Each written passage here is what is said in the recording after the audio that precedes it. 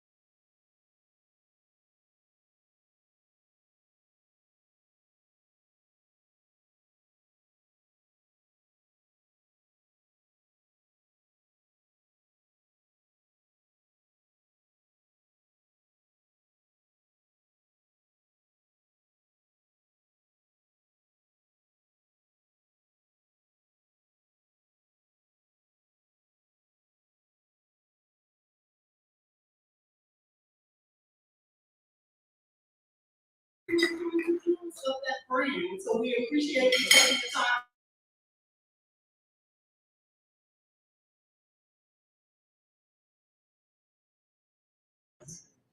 We are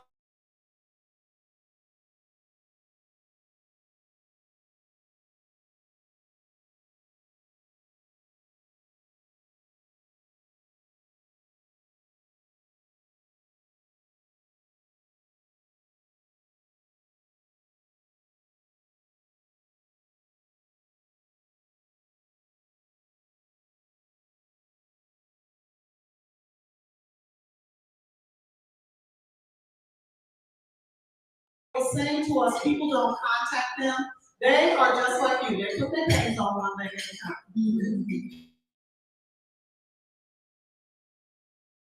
Their website, see what you need to have in terms of certification or how you need to get signed up. So please do that. And then our bronze partners, if you're one of those, raise your hand. Your company is in here. We appreciate those. We appreciate all of our partners, but we couldn't do what we do without them. So now should we get one more prize away? Let me always. Oh, we have a new member. Shonda, we have a new member. And your secret surprise thing?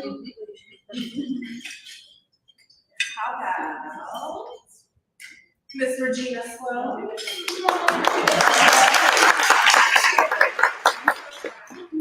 I'm so sorry, I did not realize you were going at first.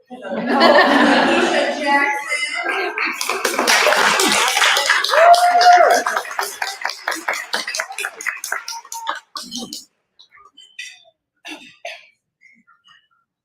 What we're going to do is have her give a little introduction to herself, her company, and what she does, and then we'll give her our prize for her. Hello, everybody. Thank you all for having me today. I'm Keisha Jackson. I'm from South Bend, Indiana. I am the owner of Social Future Catering. We specialize in women's health. I'm also the founder of Hope for the Hungry, which is a non-profit organization. We combat poverty and real self-sufficiency. I have a lot of stuff going on in South Bend. I'm all over the place in South Bend. Just so happy to be here and hopefully to do some things that in this area.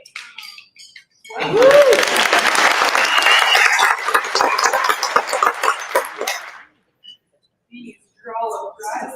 What's the prize? The prize is Baby Space membership. Which to share with us by PNC. Nice. All right, ticket number 816232. 816232.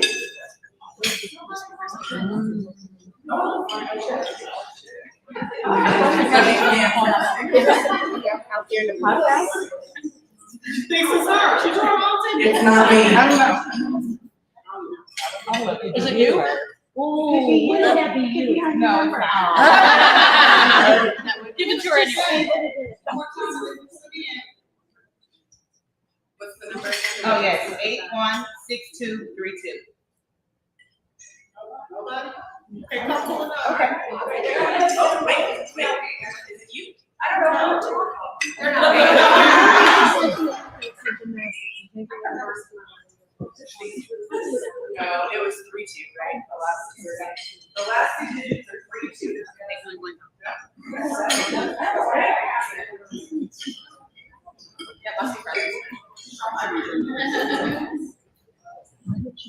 816269.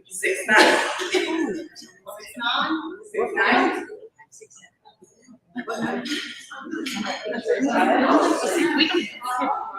Did everyone disappear? She lost her ticket, I think it's her.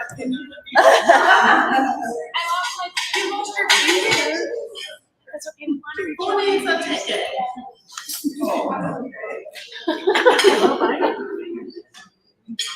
Okay, nobody's ticket ends in 69. Anybody else need a ticket? Hold on.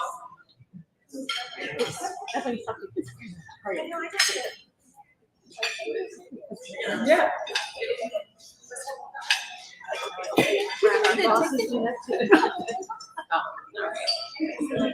Okay, one more try. Third time's a charm.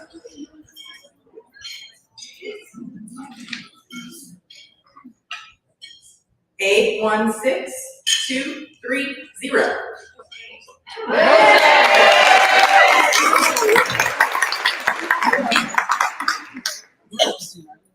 Tracy.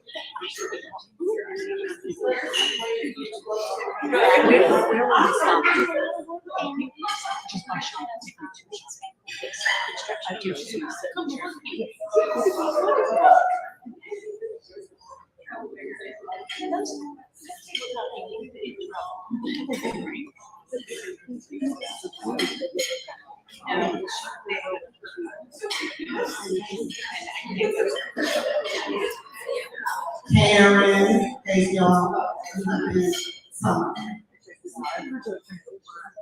Okay. And now, for a special surprise, it's a preview of NAWBO-Indianapolis talent.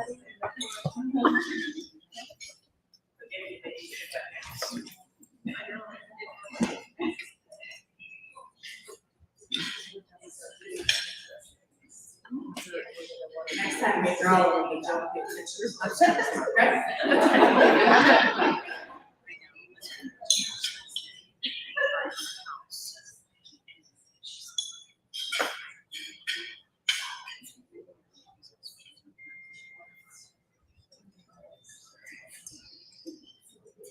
All right, forgive me, I'm gonna follow up with a read. Hi, everyone, great to see you at today's luncheon. Today we're kicking off our year, we're excited to have everybody here and see all your faces. I'm Shonda Sparks, and I'm the chair of the membership committee for our chapter. And we're gonna be introducing some new members throughout this event. I'm here to talk about some changes to local and national websites that you need to know, which impact you directly. This is your membership profile. So we are really encouraging all of you to have an active membership profile. It does a lot for you. We use that database a lot, right? We can't think NAWBO first if we don't have a profile out there for you. So I've invited one of our members up to explain the uses and importance of having a complete membership profile.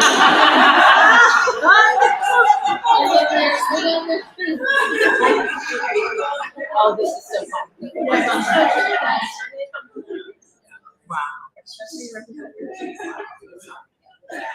Even though mine's like pictures. Oh, there. Probably need to update that. We should take her down to television. We don't know who it is. There we go. So, your That is membership is connecting with potential leads for your business. Would you like to make new leads and grow your business?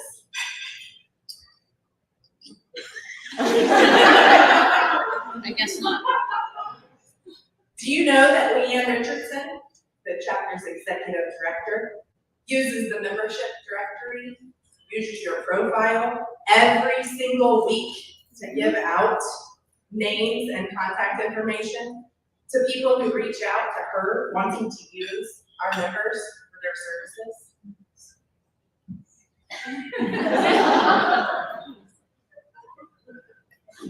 What would you like for potential clients or to know about you that can help you grow your business? She's very quiet today. She is very quiet. What expertise and experience do you have that would benefit a potential partner? Will you be a good fit? Do you want to connect to potential leads?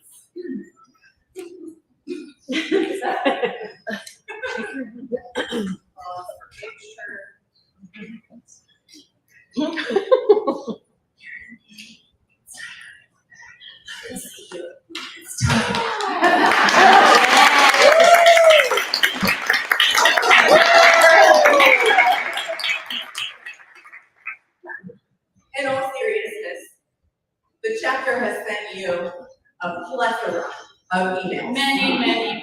And it's in the newsletter. Also in the newsletter. Here is a statistic. Only 40% of our members have a completed profile. 40. So 6 out of every 10 members. Say it loud again for the people in the back. Only 40% of our members have a completed profile. You all. Right? That's not good. We gotta get that up there. Okay? If you're here to grow your business, who's here to grow their business? All right. Do you have a completed profile? I believe I do, actually. Look at those hands. I know it. So I'm in that system. Yes. So, I mean, let's get those profiles. If you need help, reach out. Tracy's in the back there. She can help. Leanne can help. We can help. We're here to help. Let's get those profiles completed. It doesn't have to just be your photo. I don't like that my photo has to be all over my website. It needs to be your logo, your business name, whatever. But it has to have a photo to be complete, as you all know. Because the picture is going to happen, and it doesn't take that long. So put it in your calendars today. Go take 5 to 10 minutes. Take a profile with the new website, national and local, and don't be the photo not found. It's not a big cost for the bed.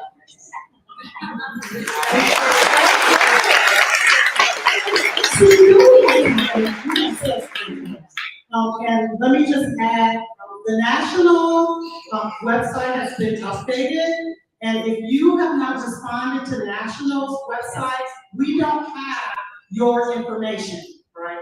And I know we all get a lot of emails, but just like we as a chapter have sent you emails, we send you reminders about making sure that you have gone and done what you need to do for the new national website. That also is how we get our portion of your news, right? So if you have not gone on and made sure that your login and you've registered and what they sent you, we are losing your membership. And every month, Shonda gets that list of people who have been dropped because they don't have your stuff and then you have to go chase them.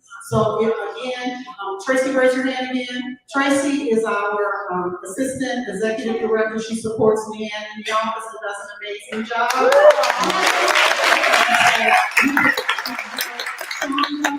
And Karen are the chair and co-chair of membership, so please let them, don't be ashamed, embarrassed, whatever it is, but get yourself registered for all of the reasons. I love that. I'm gonna give you a bag for my I think do a part of the tour, a farewell tour with a bag. Right? So now we are going to be doing our conversation, and for me it is a conversation with Molly Emma, who will be introduced by our very own Giuseppe.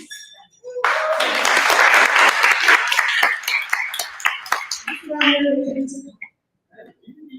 the chair. Good afternoon, everyone. It's great to see you all. Thank you so much for being here. It is my pleasure to introduce Molly Gilmore. And you probably saw Molly's bio, the information about this event. You probably can see her on LinkedIn. She's a great person. She's an amazing woman. She's an author, a speaker, and she does great things in her business and community. She's a great supporter of women, business owners, and she advocates for them, and she has done that for many, many years. I want to tell you though about the Molly that I met. I met Molly several years ago when I went to a NAWBO event. And I was 2 years into my business, and anybody know 2 years in your business, how you feel? So Molly made me feel like I could do this. Molly and some other women in NAWBO, she is one of the ones that made me feel like I could do this. You know that quote from Maya Angelou that says, you know, you never forget what people said, you don't forget what they did, you forget what they did, and don't forget how they made you feel. She made me feel I could do this, and here I am doing this. And so I encourage all of you to do this too. So this is the part I'm going to read because I do not want to get this wrong. She is, among all those other things, she is the CEO of Design to Delivery Inc., a four-time Inc. 5,000 company, the founder of the NAWBO Leadership Institute, and a past NAWBO National Chair. So you'll enjoy hearing about Molly's book, which I am honored to be featured in, and the other great things that she does. So everyone, please welcome Molly Gimmel.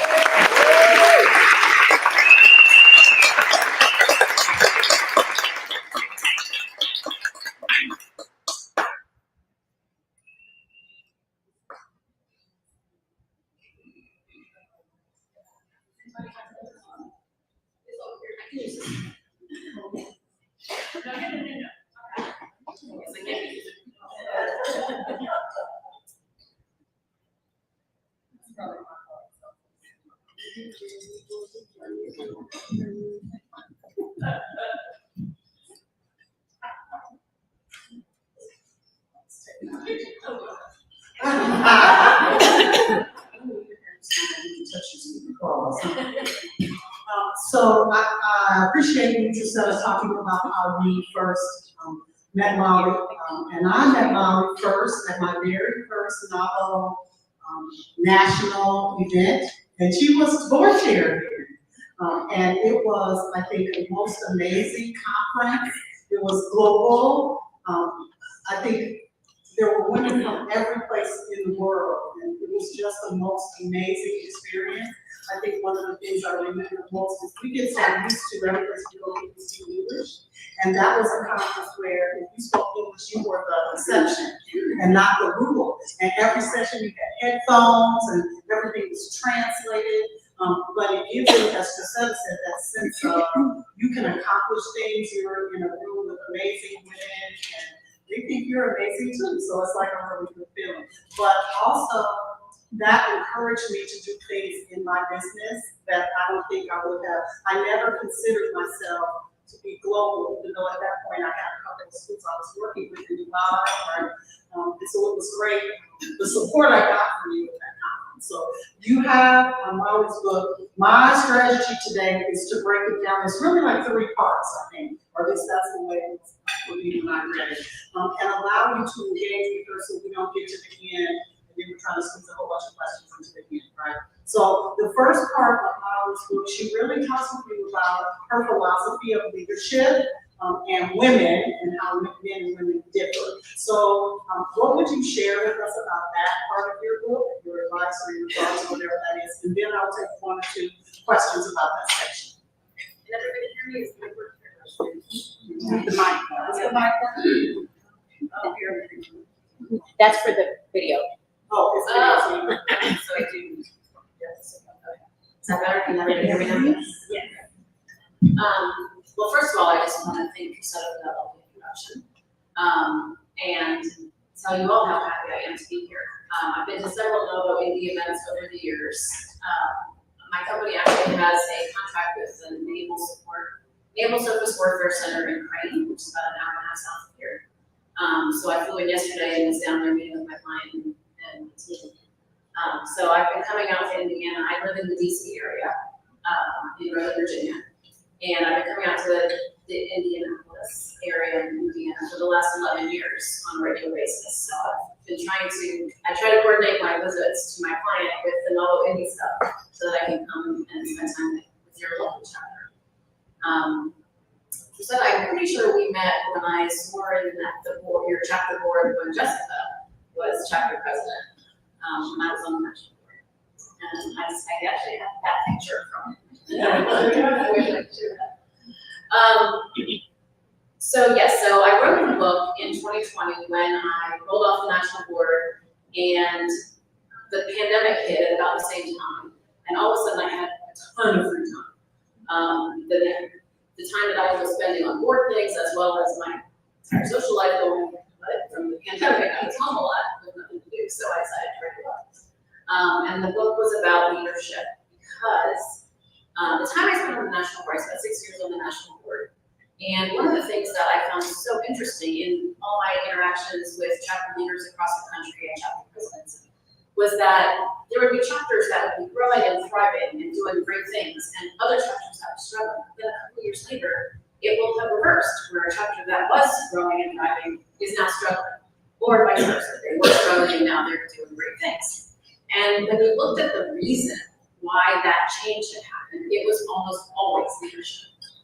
The chapter board members, the chapter president, if that those people were strong leaders, then the chapter would be growing and thriving, and members would be engaged and excited to be there. And if the chapter was struggling, it was almost always because the chapter president and chapter board members were not strong leaders. And so when the pandemic hit and I found myself with all this time, I decided to write a book about leadership. And I wanted it to be specifically focused on women. Because most of the books about leadership out there are about men.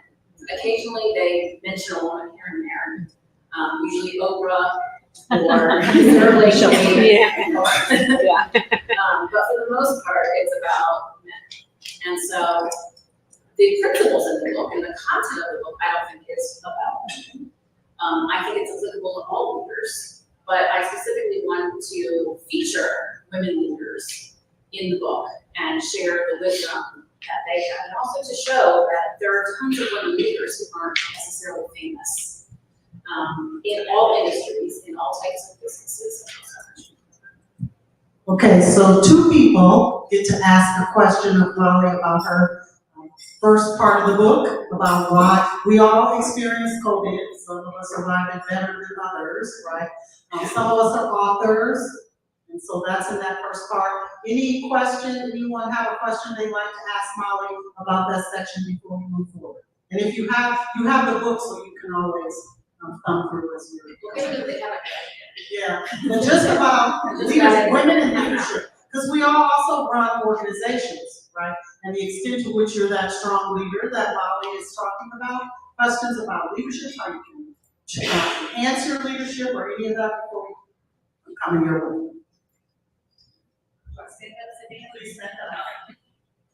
Well, I have a question for Ms. Molly. With my business growing as an empowerment coach and motivational speaker, I found myself in a really interesting position on actually creating something that's not out there and it's innovative. So I keep hearing that you are a pioneer in this field. So when you're a pioneer in this field, you don't have anybody else to look at, and you're creating a space. How do you get those strong leadership skills to thrive because you want to help the people that you're working to help?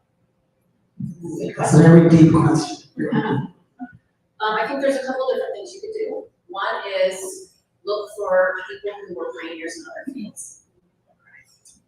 Because they were probably dealing with some of the same issues, even though it's a different field, it translates. And the other thing is, I think leadership is applicable across the board.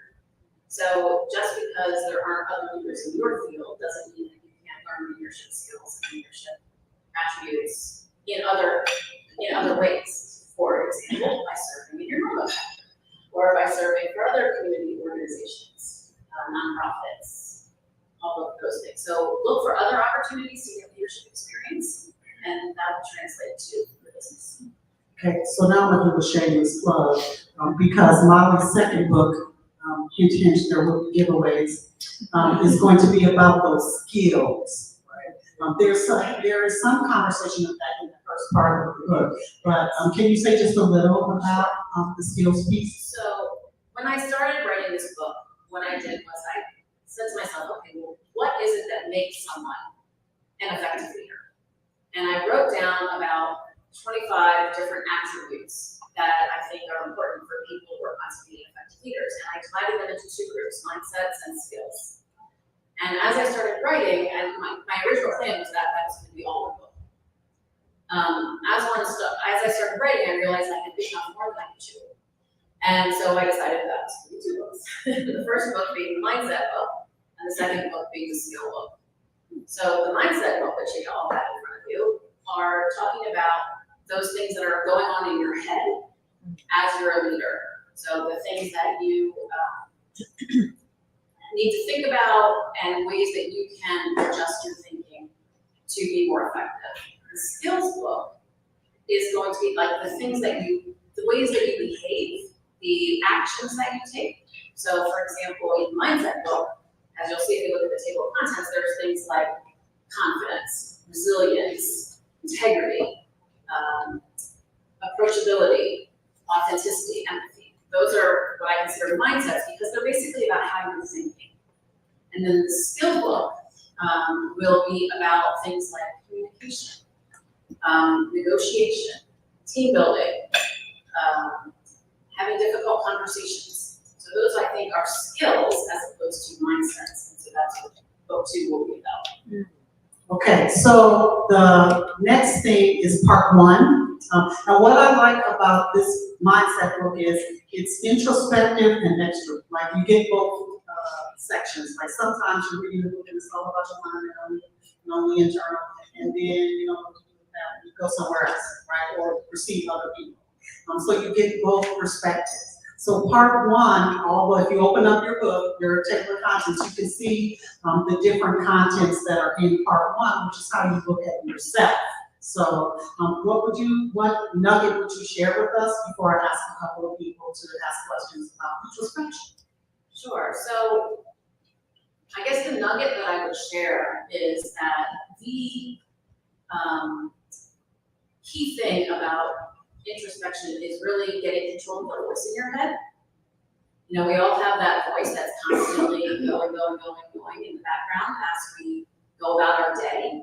And I think that in order to be a really effective leader, you need that voice in your head to be a cheerleader for you, not a critic. So many people get that voice in their head as a critic because it's just repeating things it's heard throughout your life. You have parents who are highly critical, teachers who are highly critical, classmates who bully you, whatever it may be, the voice in your head just heard those things that they're saying and doesn't know that they're not true. And it just sits there and repeats them over and over, day after day. And that's what brainwashing is. That's when you hear something over and over and over, you start to believe it, whether it's true or not. So for so many people, that voice in their head is just telling them all day long that they're not smart enough. They're not whatever enough. They can't do it. And it's hard. It's not something easy. You can't flip the switch and make it change. But if you're conscious about what's happening and you make an effort and put in the work, then you can change that voice in your head. So instead of telling you you're not smart enough, it starts telling you you can do this. And I think in order to be an effective leader, you need that voice to be a fan and not a critic. So questions about introspection? Am I asking no questions? Let me take Teresa and then I'll come to you.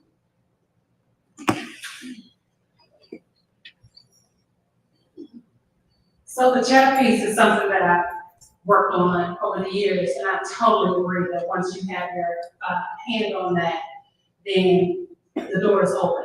But what are some practical things maybe you've done, or maybe some of the people that you've interviewed that helps to equip them to control that chatter? Sure. One exercise, I went to a workshop once, which is where I was introduced to the concept of mental chatter. And they gave us an exercise to do, and that was to set the alarm on your phone for random times throughout the day, 4 or 5 times throughout the day. And when it goes off, have a notebook and a piece of paper, and write down whatever it is that voice is saying at that time. And then after doing that for a few days, you start to see patterns. You start to notice that the voice is always either maybe at certain times of the day talking about certain things, or repeating different messages over and over again. The workshop that I was in, one guy came back and, said, you know, he realized after doing this exercise that every morning as he was getting ready for work, he liked his job, but for some reason the voice kept saying, oh God, I don't want to go to work today. And he had that just going, and the whole time in the morning when he was getting ready for work, God, I don't want to go to work today, God, I don't want to go to work today. And it really affected how he showed up at work. And once he said, wait a minute, I don't even know why the voice is saying that. I love my job. I love what I do. I really enjoy my coworkers.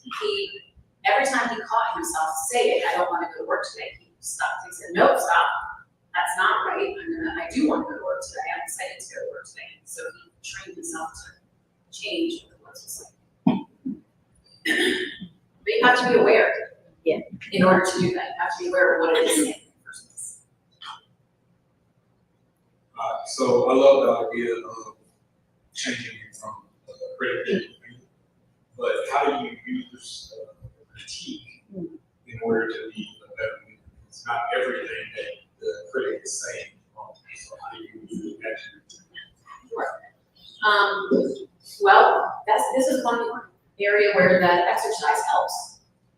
So if you notice that it's being negative and saying critical things to you, see it, think about it, ask yourself if it's true or not. And if it is something that you said, well, actually that is kind of true. What can you do to make it better? How can you fix that? If it's telling you you're not smart enough, for example, to be able to do this, okay, maybe I'm not, but maybe I can learn. Maybe I don't have the information I need in order to do this well, but maybe there's something I can go out and learn so that I can do it better. So, yeah, great question. So the last part is the extra special piece of how you perceive others and how you use what you learn about yourself with others. So what's your nugget for us there? So the second part of the book is about connecting with others, because in terms of being a leader, I don't think that you can be an effective leader if the people who are following you don't feel connected to you. And so the second part of the book is about those ways, those mindsets of your own that help you connect with the people that you're following and help them connect with you. Because if they just see you as being someone up there, if they don't really feel anything about, they're not going to really want to follow you. They're not going to really try or want to help you achieve the mission of the organization. So yeah, that's the second part of the book. And the mindsets that are involved in connecting with other people are things like approachability, being approachable as a leader so that people don't feel like they can't ask you questions or they can't tell you information that you need to know as a leader, or empathy so that they feel like you get them, you understand where they're coming from. Those are the types of mindsets that are important in order to connect with people that you're leading. So we're all running businesses and engaging with employees and clients and people in general. So what are your questions for that? How do you make those connections? Questions? Everybody just has the world's best connections. We're cooking with gas everywhere.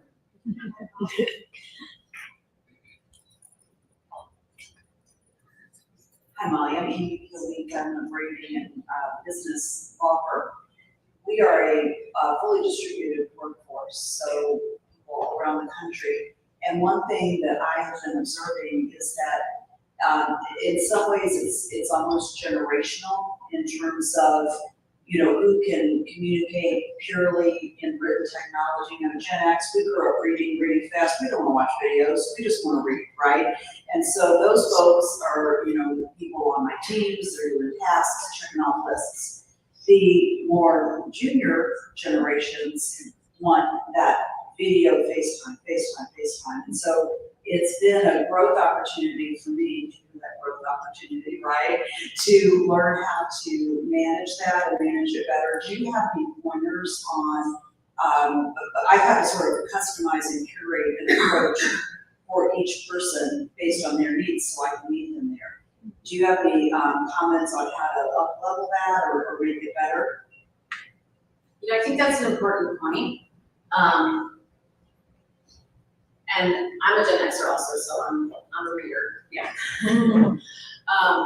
But you're absolutely right, the younger generations, the millennials and now the Gen Zs, they grew up in a very different world, communicating in very different ways than we did. And that's what they're comfortable with, and that's what works for them. And so as a leader, you have to adapt your style to the people that you're leading.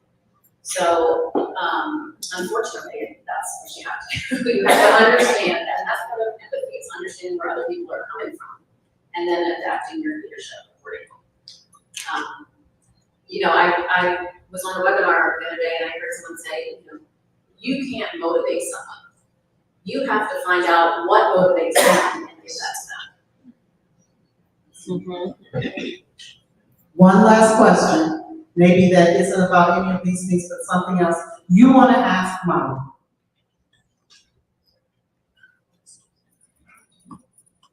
Hi, Mom. Well, I am a nonprofit executive director, and I started this nonprofit myself 5 years ago, and it's really taken off. It was really just me doing everything, answering all the emails, doing all the stuff, taking all the applications, and it was all me. However, the last year, we've grown exponentially. We're a service dog organization. We have over 4,000 people in our wait list, and we've only placed 2 dogs. And so that also has come with a large influx of volunteers, new board members, and I struggle a little bit with, I'm not, personality-wise, I don't feel that I'm unapproachable, but I'm so overwhelmed and so busy that I often, I forget to respond to texts. There's a lot of volunteers coming at one time, often virtual volunteers that live in other states. And so I'm wondering if you have any practical advice as to how to maintain those connections and how to establish those connections in a larger organization when you're overwhelmed with day-to-day. Well, first of all, congratulations on your nonprofit. So what I would say is figure out what works for you and communicate that to them.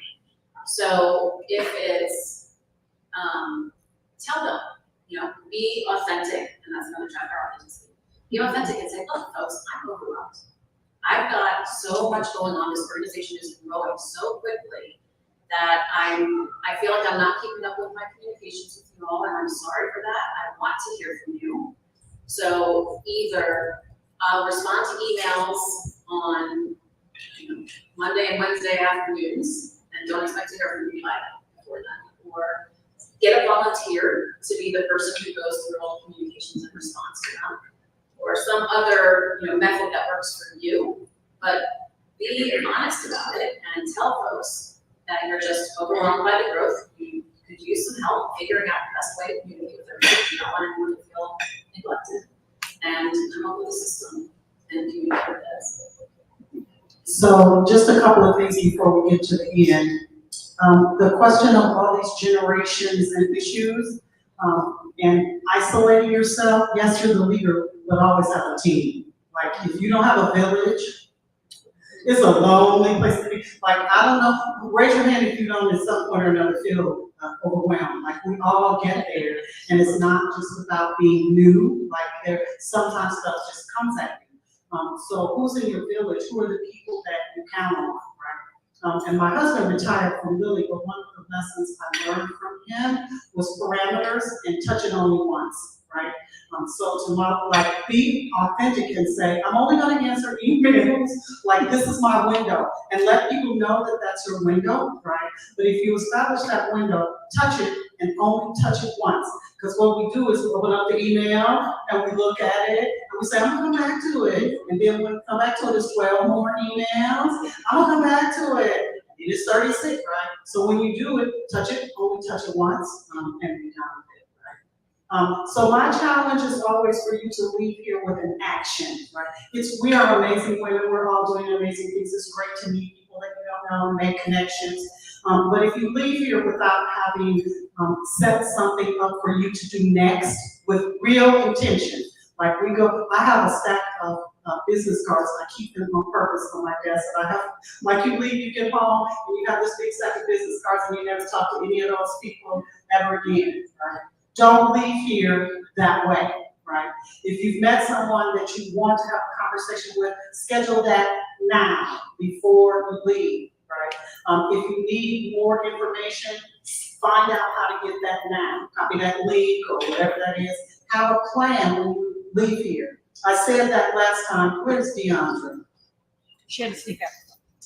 So Deandra probably gets the gold star at her table. She has scheduled, by the time we're done, she has scheduled a meeting with everybody that was at her table, right? But be intentional about it. And that's the last thing I want to say about Molly's book and give her a chance to say something is if you go to page 143, the title is, It's Your Turn to Step Up. And there really is something there for you to look at and assess yourself, like where are you, right, to take some action. So if you'll close us out by telling us about how we step up. So, the section of the page of the book that Janice is referring to is a self-assessment. So for each of the 13 mindsets that are discussed, it gives you a chance to rate yourself of where you feel like you are in terms of mastering each of those mindsets. And then that you can use that to say, oh, I don't rate very high in this one, maybe that's something I should work on. In terms of stepping up, I think most people want to be led. And most people think that they do not have what it takes to lead. But I want to tell you that you do, and you just need to step up and do it. And you don't have to be perfect. You don't have to know everything. You'll figure it out as you do it. But just take that step forward and raise your hand and So before we give Molly our thanks, I want to tell you that when she said she had another book coming out in 2024, we thought we'd have it by now and be able to give that away. But she's still working on it, but we're going to give it away anyway. So what Leanne, where's Sneaky Leanne? So Sneaky Leanne put a sticker at each table. It's a big sticker. So if you reach underneath your chair, one chair at each table, on the right or left side has the big sticker that Leanne put underneath there. If you have the sticker, we will provide you with Molly's next book. So if you have a sticker,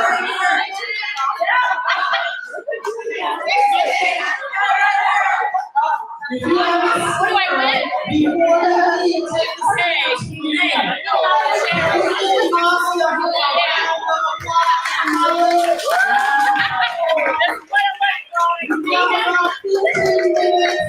Don't talk to Molly, talk to somebody else. We're going to be giving prizes and DJ Mary Jane is going to rock us out.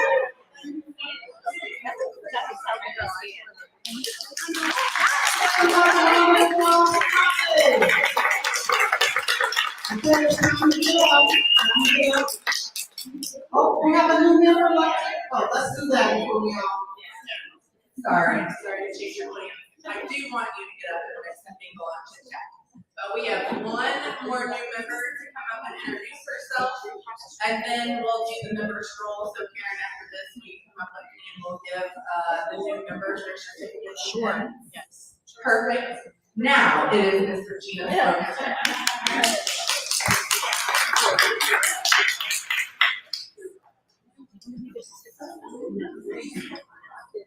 Hi, everybody. I'm Regina Swan. I'm a life coach. I help women love, accept themselves, and feel better about life. I'm also a new member of the membership committee. We have our first one. I like to know, so I'm right in the right space. I was literally I get hit back last night. I was like, oh, yeah, I want to go to a bar and sing and dance, and I went to that place in Bridgewood. Didn't know anybody, had a great time. So I love the membership committee and like helping us come up with different events and different ways to interact with each other. Thanks for having me. All right, so you can see the numbers this time. Ready? And all right, the last three numbers are 281, 816, 281.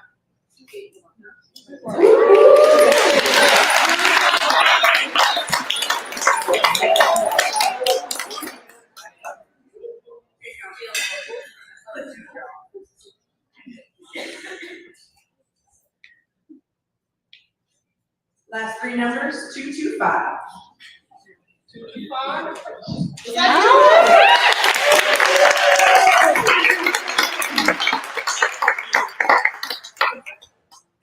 okay, try to fill up your bingo card, and then we have our last two prizes. Before we leave, we're gonna have the parade of new members, so we're asking DJ to wrap that out. So fill up your bingo card, fill up your bingo card, we're gonna take that, we got a prize for that, then we'll do our last two prizes.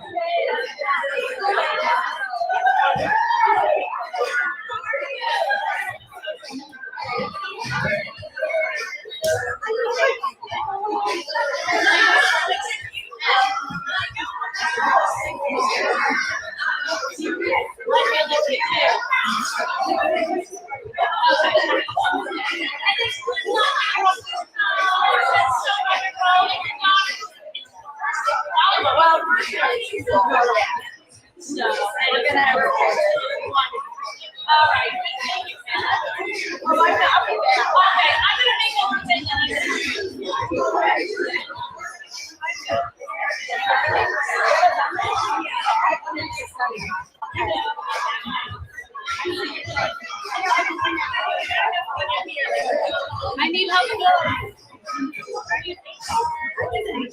Yay.